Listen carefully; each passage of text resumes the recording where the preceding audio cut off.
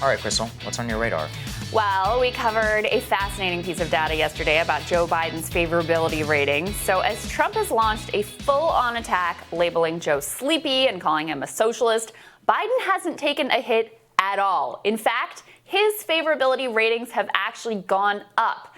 Now, in part, the Trump socialist attacks have just been stupid and didn't land whatsoever. To the extent that people bought it at all, they might have been favorably impressed that maybe Biden's going to actually do somewhat more than he actually will. But the real misfire was the Sleepy Joe nickname. When it was initially conceived, it might have landed. Those were pre-pandemic times, and perhaps it might have seemed like a detriment to voters to be stuck with a guy for 4 years who's as exciting as a warm glass of milk before bedtime. But now, that life sounds amazing. It's all utterly pathetic and sad, to be honest with you. Our collective bar has been brought so low that just someone who seems halfway normal is cruising with little effort to what could easily be a landslide victory. Barely anyone is voting for Biden because of his policy views. And at this point, barely anyone is voting for Trump for his policies either. Not only do we not expect anything from the next president, if we even dare ask, we're treated like the crazy ones, as if it's outrageous that we should expect a presidential candidate to have to earn our vote by backing key priorities like maybe health care or averting climate catastrophe or committing to a major spending program to help the tens of millions of Americans who have lost their work or suffered a loss of income. As the electoral picture comes into focus, I started thinking a lot more about what a Biden administration is actually going to look like. I mean, I don't think anyone here has any illusions that it's going to be depressing as hell. This guy still thinks Republicans are going to come to the table in good faith to work with him. Here he is at an MSNBC town hall last night, waxing poetic about how this time the Republicans are going to give him a chance. If, in fact, I'm fortunate enough to win, I think the absence of the president's willingness to go after and hold anyone accountable who disagrees with him, like he did to his former attorney general down in Alabama when I campaigned against him when he left the office, people are going to be less unwilling to compromise, number one. Number two, I think if you take a look at what I learned a long time ago is that it's always appropriate to question another man or woman's judgment. It's never appropriate to question their motive. Unfortunately, Biden's civility well ran dry when it came to the socialists he trashed later in the town hall. But just keep in mind, Biden's top supposedly liberal advisor, Ted Kaufman, has told the Wall Street Journal they'll be limited in what they can do because the pantry will be bare. Wall Street super psyched about his potential presidency. It should really tell you all that you need to know. What I've been really wondering about, though, is whether Democrats and the country at large are going to accept the excuse-making they're going to get from Biden on why he ultimately can't get anything done, in the same way that they mostly accepted it from Obama.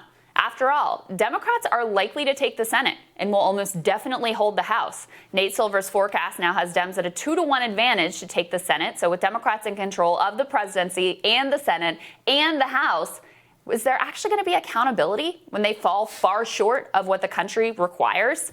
The question revolves a lot on what our expectations are for presidents these days. Do we actually expect them to accomplish anything? Do we have any hope that they will do big things? I'm pretty tempted to say no. I mean, after all, Joe Biden's central pitch isn't about delivering a single concrete thing, even in the midst of a time when we desperately need some concrete things. We are a nation that is on the brink, desperately requiring everything from the highly tangible, like roads, bridges, new wastewater treatment plants, industrial capacity to produce our own critical medical supplies, to systemic overhauls of our food, healthcare, and education systems, to just a fundamental rebirth of our national civic culture and values. Now, Biden's pitch to restore the soul of the nation could be aimed at committing ourselves to some values outside of consumerism and GDP growth. But you know Joe Biden doesn't mean it that way. He just means he's going to send nicer tweets, use appropriate language, and sell out in all the officially sanctioned ways. We have never needed a transformation more, and we've never been less likely to actually get one, at least not from our political leaders. We don't have a single institution left that anyone would trust to pull off anything big. And as our trust in institutions has been broken by their lying, decadence, and malfeasance, our trust in our fellow citizens has also come unglued, creating another barrier to significant social change. David Brooks has a lengthy and really interesting new essay in The Atlantic mapping out the data on the devastating erosion of trust that we've experienced in our nation over the past several decades, trends which have certainly accelerated in the Trump era. He lays out data on institutional decline, but also decline in interpersonal trust. A recent study found that only 30% of Americans believe that most people can be trusted. That was the lowest recorded number since that question was started to be asked back in 1972. Now, this is not a global phenomenon, by the way. In Denmark, 75% say that they trust the people around them. In the Netherlands, 2/3 of people say that they trust the people around them, and those numbers are rising. It's no surprise, since we've got massive news conglomerates feeding us hatred and fear of our fellow Americans literally 24 hours a day, every single day. But these numbers are devastating for the possibility of any meaningful large-scale national program. After all, why fight for programs that are going to benefit people you think of as villains? I doubt it's a coincidence that high-trust countries are also the ones that are able to collectively deliver for their people. Ultimately, if we accept nothing but vague rhetoric and culture war signaling from our leaders and don't like or trust our fellow citizens enough to fight shoulder to shoulder alongside them, where does that leave us? I know that many are hoping for a kind of instant erasure of the Trump years with the Joe Biden election. That is such a fantasy. Trump has been an accelerant, but he has in many ways just revealed the fissures along which our society is cracking apart. And it's going to take a lot more than a sleepy president to fix what ails us, if it's fixable at all.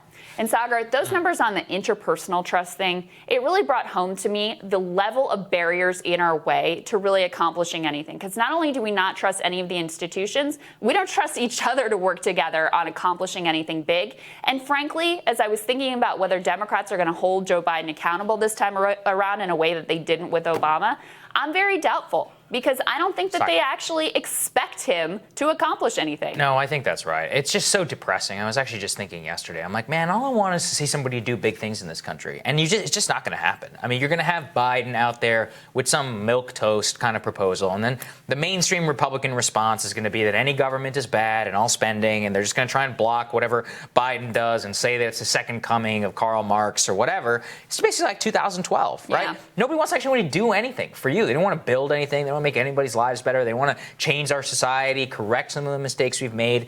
And I just think that's what most Americans want.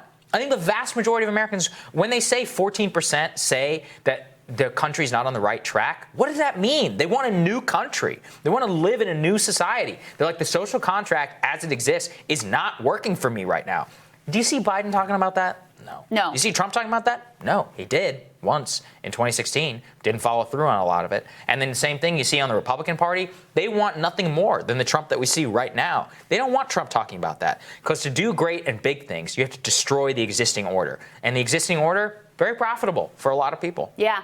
I've been thinking a lot about the fact that this presidential campaign has been like the most substance-free ever. I mean, way less substance than 2016, than 12, than 8. I mean, it's just like hardly any of the issues. Healthcare. Voters repeatedly tell pollsters healthcare is a top issue. How much do we hear about healthcare? Zero. I watched the Joe Biden town hall on MSNBC last night. Very few of the questions had anything to do with policy. They were all like just these vague, like, how are you going to be nice to the Republicans? And tell me how much you hate socialists. I mean, none of it was actually about the issues that so many people are struggling with right now. And it's sad because I don't even think that people feel entitled to expect more out of presidential candidates. So Joe Biden has gotten away with basically promising next to nothing. Yes. I mean, in terms of concrete, like, here's what I'm going to do in the first 100 days.